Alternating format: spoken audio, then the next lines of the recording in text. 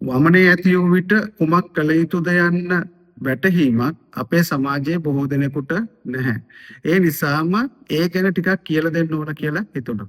වමනය කියන්නේ රෝගයක් නෙවෙයි. රෝග ලක්ෂණයක්.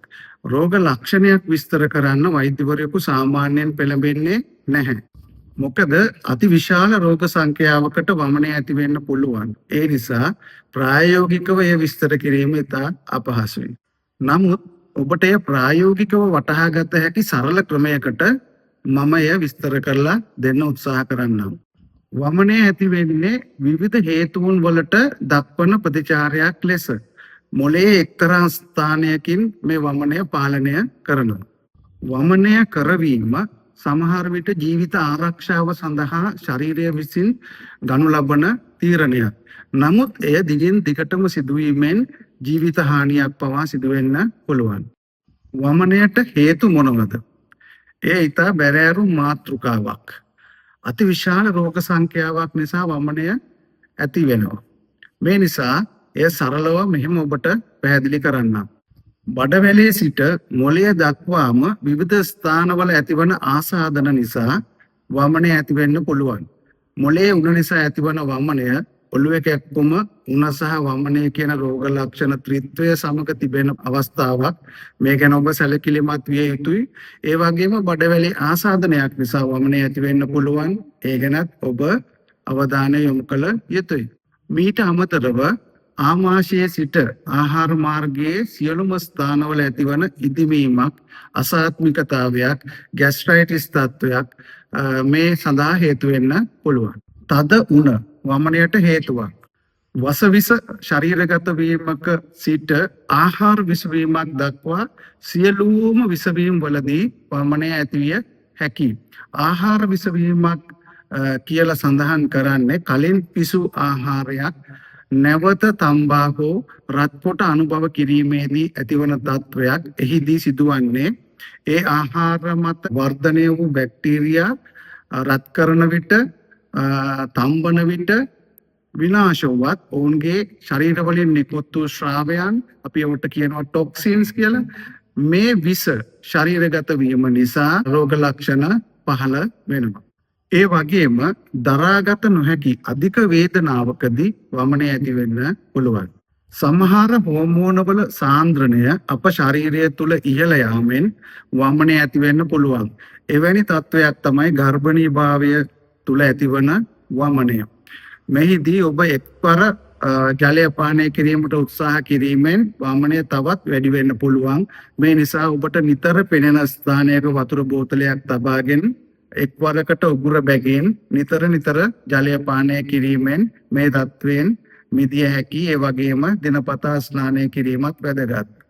අධික මානසික ආතතිය තෙහෙට්ටුව නිසා වමනය ඇති වෙන්න පුළුවන්. අධික ලෙස සිදුවන නොහුරු නොගැලපෙන චලිතයන් නිසා අපට වමනය ඇති වෙන්න පුළුවන්. ඔබ වේගයෙන් යන ලිෆ්ට් එකක ගිය අවස්ථාවක, එහෙම නැත්නම් අධික වේගයෙන් යන බස් රථයක, බෝට්ටුවක ගමන් කිරීමේදී ඔබට වමනය ඇති වෙන්න පුළුවන්. ඒ වගේම කතුරු ඕංචිල්ලාවක් පැදීම වැනි භ්‍රමණය වන තත්වයකදී ඔබට වමනය ඇති වෙන්න පුළුවන්. ඔබේ පිහිටීම ඉරියව්ව ගැන මොළය අදහසක් ගන්නේ ඇස් දෙකෙන්, කන් දෙකෙන් සහ හන්දිවල තිබෙන ස්නායු සෙන්සර්ස් මගින් යවන පණිවිඩ එකිනෙක විශ්ලේෂණය කිරීමෙන්. මේ ස්නායු පණිවිඩ යැවීමේදී යම් තදබදයක් ඇති වූ විට සමහර ස්නායු පණිවිඩ නොලැබීමෙන් මොළයට මේ තේරුම් ගැනීම විකාර ස්වරූපී වෙලා ඔබට කරකැවීමක් සහ වමනයක් ඇති වෙන්න පුළුවන්. මේ කරකැවිල්ල සහ වමනය සමහරු තේරුම් ගන්නවා මොළයේ ඇතුළ තුල සිදුවන යම්කිසි අංශභාග රෝගී තත්වයක් හෝ නහරයක් පිපිරීමක් නිසා ලේ ගැලීමක් සිදුවන තත්වයක් නිසා සිදුවනවා කියලා අධික ලෙස බියවීමට පත් වෙනවා. මේ බාහිර ස්නායු වල සිදුවන ප්‍රශ්නයක් නිසා තමයි බොහෝ වෙලාවට සිදුවෙන්නේ. දරාගත නොහැකි තරම් ප්‍රමාණයක ආහාර වේලක් අනුභව කිරීමෙන් වමනය ඇති වෙන්න පුළුවන්. ඒ වගේම ස්ථූලතාවයට අකමැති කෑම වලට ඉතා ගිජුකමක් දක්වන සමහරු කෑමවල රස විඳලා අධික ලෙස ආහාරය අරගෙන ඇඟිල්ල උගුරට දමලා උගුර කිති කවලා බලහත්කාරයෙන් වමනය ඇති කරලා අර කෑම ටික එළියට දාන්න අවස්ථා තිබෙනවා. එහෙම අය මට හමු වෙලා තිබෙනවා. ඉරුවාරදය වැනි අධික ඔළුවේ කැක්කුමක් ඇතිවන අවස්ථාවලදී ඔබට වමනය ඇති වෙන්න පුළුවන්. මොළය තිබෙන්නේ අපේ යම් තරලයක් මත පාවෙමින්. මේ තරලය තුල පීඩනය වැඩිවීමෙන් අපට වමනය ඇති වෙන්න පුළුවන්. මොළයේ හෙදිවීමක්, මේ තරලය තුළට රුධිරය ගැලීමක්, මොළය තුළට රුධිරය ගැලීමක් හෝ මොළයේ ඉඩ අවස්ථා අවහිර වීමක් නිසා ආසාදනයක් නිසා වමනය ඇති වෙන්න පුළුවන්.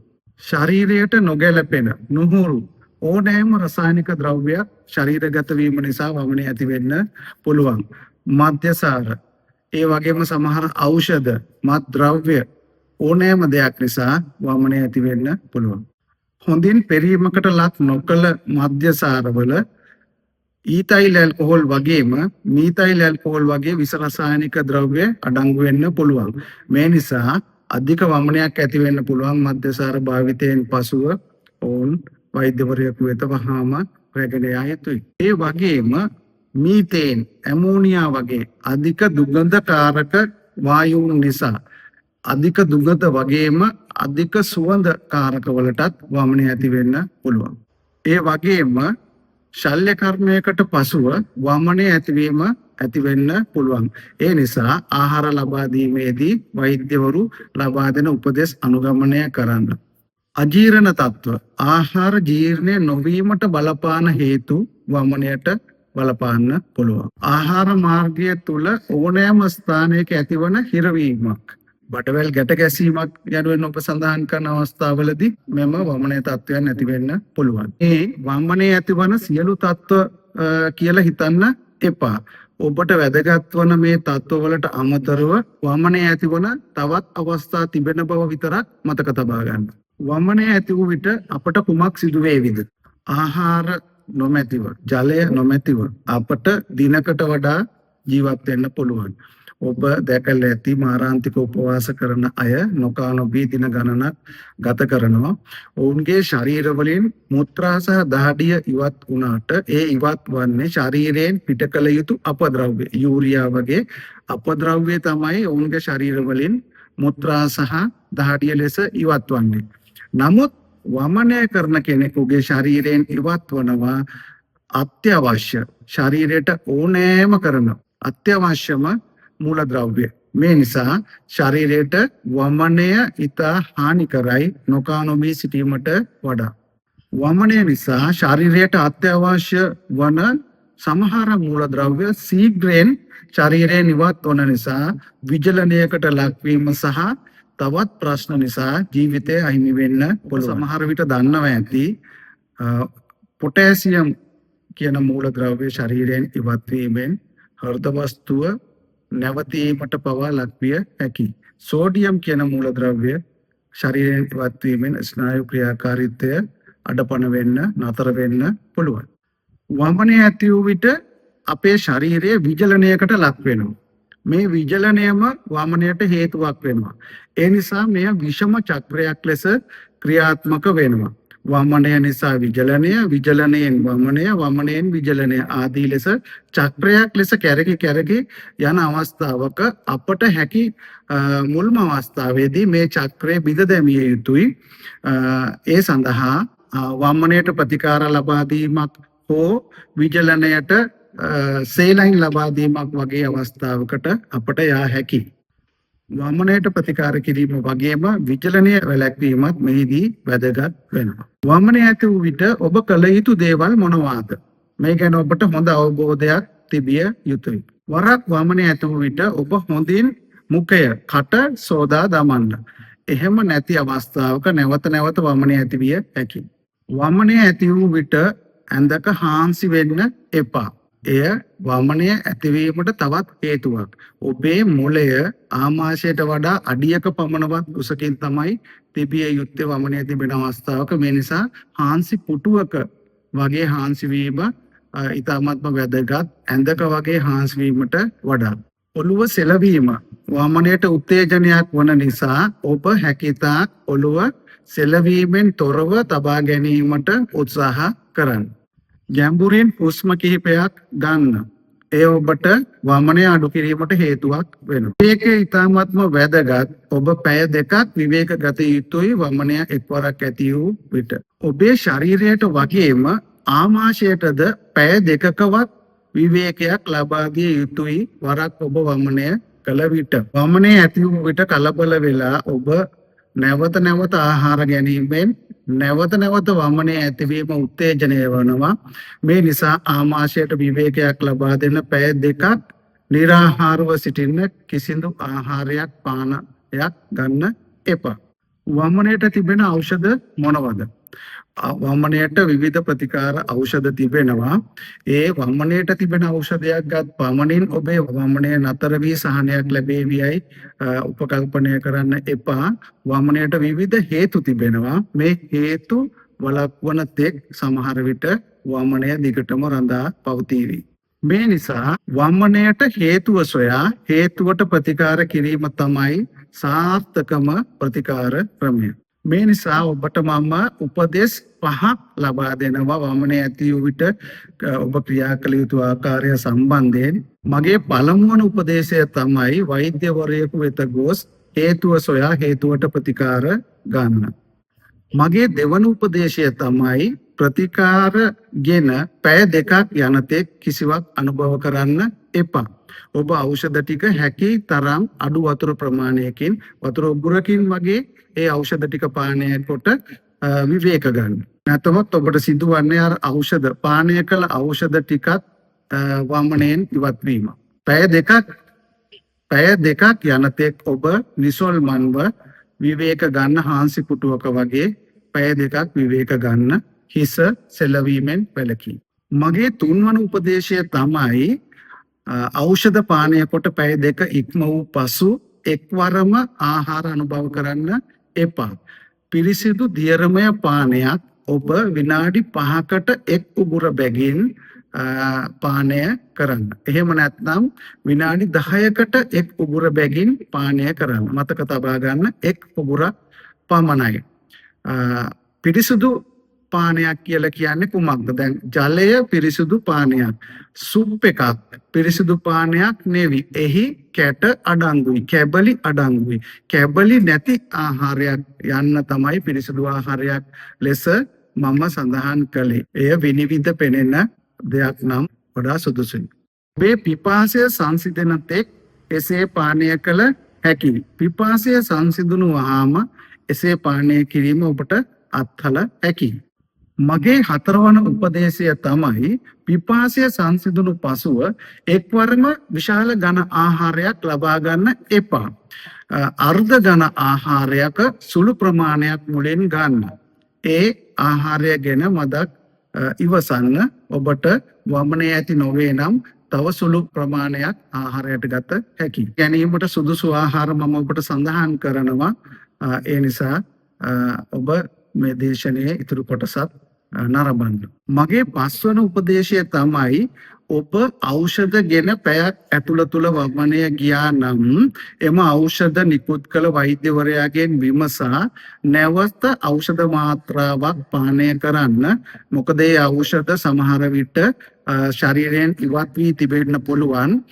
ප්‍රතිකාර ලබා ගන්නා අවස්ථාවේදීම වෛද්‍යවරයාගෙන් ඔබට විමසා දැනගත හැකි මේ ඖෂධ පැයක් ඇතුළතුල වමනය ගියහොත් නැවත එක් අවස්ථාවක් පානය කිරීමට සුදුසුද නැද්ද යන්න. එසේ ඔබ වෛද්‍යවරයාගෙන් විමසා නැවත එක්වරක් එම ඖෂධ පානය කරන්න. එසේ පැයෙන් පැයට වමන යන අවස්ථාවලදී ඔබට නැවත එම ඖෂධ භාවිතා කළ නොහැකි. දැන් අපි බලමු වමනයට ලබා දෙන ඖෂධ මොනවාද කියලා. වමනය වැළැක්වීමට වෛද්‍යවරයෙකු ලබා දෙන ඖෂධ අතර වමනය නවත්වන ඖෂධ තිබෙනවා. ඊට අමතරව විජලනය වළක්වන ඖෂධ තිබෙනවා. වමනයට හේතුව වෛද්‍යවරයා සොයාගත් පසුව එම හේතුව වැළැක්වීමට අවශ්‍ය ඖෂධ ඒ අතරතුර තිබෙනවා. වමනය නිසා ඉවත්ව ගිය මූලද්‍රව්‍ය නැවත ශරීරයට අවශ්‍ය ප්‍රමාණවලින් ලබා දීම සඳහා ඖෂධ එතන තිබිය හැකියි. වමනය තව තවත් උත්තේජනය කිරීම වැළැක්වීමට ඖෂධ තිබිය හැකියි. මම නැවතත් ඔබට ප්‍රකාශ කරනවා වාමනය ඇතිවන්නේ ආමාශයේ කුමක් හෝ පීඩන තත්ත්වයක් නිසා ආමාශයට තවදුරටත් පීඩන ලබා දීමෙන් ඔබට වමනයෙන් මිදිය නොහැකි ආමාශයට මේ තත්ත්වයෙන් මිදීමට සෙටල් වීමට යම් කාලයක් ලබා දිය යුතුයි වමනයෙන් අත්මිදීම සඳහා. නැතහොත් ඔබ නැවත නැවත වමනයේ උත්තේජනයක් කිරීම තමයි කරන්නේ. මේ නිසා එය ඔබ හොඳින් වටහා ගන්න. අපි බලමු වමනයකදී නොකළ යුතු දේවල් මොනවද කියලා. වමනය ඇති වූ විට කන්න බොන්න එපා. ආමාශයට පැය දෙකක විවේකයක් ලබා දී ඔබත් පැය දෙකක විවේකයක් ලබා ගන්න. හිස පහත් කරන්න එපා. එය වමනය උත්තේජනය කිරීමක්. මේ නිසා ඔබ විවේක ගන්න විට හිස ඍජුව තබා ගැනීම වැදගත්. අධික සීනි සහිත හෝ අධික පැණි රස කෑම බීම දෙන්න එපා. එය වමනය උත්තේජනය කිරීමක්. සමහරු වමනයේ යද්දී ඩෙක්ස්ට්‍රෝස් පානය කරන්න දෙනවා. වෛද්‍ය උපදෙස් තොරව ඔබ එවැනි දේ කරන්න එපා. නොපැහැදිලි පානයන් පානය කිරීම සඳහා ලබා දෙන්න එපා. කැඳ, සුප්, යෝගට්, කිරි මේ ආහාර වල කැබලි අඩංගු යම් කිසි ඝන ස්වරූපයක් තිබෙනවා. මේවා ක්ලියර් ෆ්ලුයිඩ්ස් විදියට හඳුන්වන්නේ නැහැ. මේ නිසා මෙම ආහාර දීමෙන් වමනය වැඩි වෙන්න පුළුවන්. ලබා දිය යුත්තේ ක්ලියර් ෆ්ලුයිඩ්ස්. පිරිසිදු පානයක් පැහැදිලි වීදුරුවට ගත්තිට දෙපැත්ත පෙනෙන පානයක් තමයි ලබා දිය යුත්තේ. ඒ වගේම කාබනික අම්ල යොදා සකස් කළ පානයන්, පියන ගැලවූ විට බුබුලු ඉහළට නගින පානයන්, ඒ වගේම දෙහි යුෂ, ඇඹුල් මිශ්‍ර, අධික ලුණු මිශ්‍ර, අධික මිරිස් මිශ්‍ර පානයන් ලබා දෙන්න එපා. එය උත්තේජනය කිරීමක් වමනය. වගේම තේ, කෝපි, කොකෝවා, චොකලට් අඩංගු පානයන් ලබා දෙන්න එපා. වගේම උණුසුම් පානයන්, උණුසුම් ආහාර කිසිවක් ලබා දෙන්න එපා. ඔබ හොඳට නිවල තමයි ආහාර ලබා දිය යුත්තේ. ඝන ආහාර ලබා දෙන්න එපා. ඝන ආහාරයක් ලබා දීමට සුදුසු අවස්ථාව එළඹි විට ඔබ ලබා දිය යුත්තේ තැඹු අලගෙඩියක්. එය අලගෙඩිය පමණයි. වෙන එළවලු, ව්‍යංජන, මිරිස් දුරු 3-5 යොදාය භාවිතා කළ නොහැකි අලගෙඩියක් පමණක් තම්බා හොඳින් පොඩි කර ආහාරයට ගන්න. බත් සමග පරිප්පු ආහාරයට ගන්න ස්වල්ප ප්‍රමාණයක්. ඒ වගේම තැඹු ධාන්‍ය, ටෝස්ට් කරපු චිකන්, එහෙම නැත්නම් ජෙලටින් වගේ ආහාරයක්, කෙසෙල් ගෙඩියක් වගේ ආහාරයක් ඔබට ඝන ආහාර ලෙස ගත හැකියි. ඝන ආහාර ලබා ගන්නා පළමු අවස්ථාවේ ස්වල්පයක් ලබා ගැනීමට මතක තබා ගන්න. ඒ වගේම මින් පෙර අනුභවයට නොගත් ආහාරයක්, නුහුරු ආහාරයක් ලබා දෙන්න එපා. විවිධ වර්ගවල ආහාර බැදලා, ලුණු දාලා, විවිධ ක්‍රමයට හදලා ඔබ දෙන්න යන්න එපා. එය වමනයට හේතුවක් වෙන්න පුළුවන්. සාර පානය කරන්න එපා. එය වමනය උත්තේජනය කිරීම. තෙල් සහිත ආහාර, තෙල් යෙදූ ආහාර, මේ දේ අධික ආහාර දෙන්න එපා. ඔහු මහන්සි වන කෙනෙක් නම් ඔහුට විවේකය ලබා දෙන්න. ඔහු සිටින්නේ කර්මාන්ත ශාලාවක් තුල නම් එහි දුර්ගන්ධයක් තිබේ නම් ඔහු වෙනත් ස්ථානයකට රැගෙන යන්න. එලි මහනට හෝ වායු සමීකරණය කළ ස්ථානයකට ඔහු රැගෙන යන්න. දුර්ගන්ධයක් තිබේ නම් එම දුර්ගන්ධය නැති ස්ථානයකට රෝගියා රැගෙන යාම වැදගත්. දුර්ගන්ධය සහිත බාම් වර්ග ආලේප කරන්න එපා. ඔබ භාවිතා කරන අධික සුවඳ විලවුන් වර්ගය වත් ඔහුට වමනය ඇති කිරීමට හේතුවක් වෙන්න පුළුවන්. රස්නයෙන් වළක්වන්න. අධික රස්නය තිබෙන ස්ථානයක් නම් ඔහු සිසිල් ස්ථානයකට රැගෙන යන්න.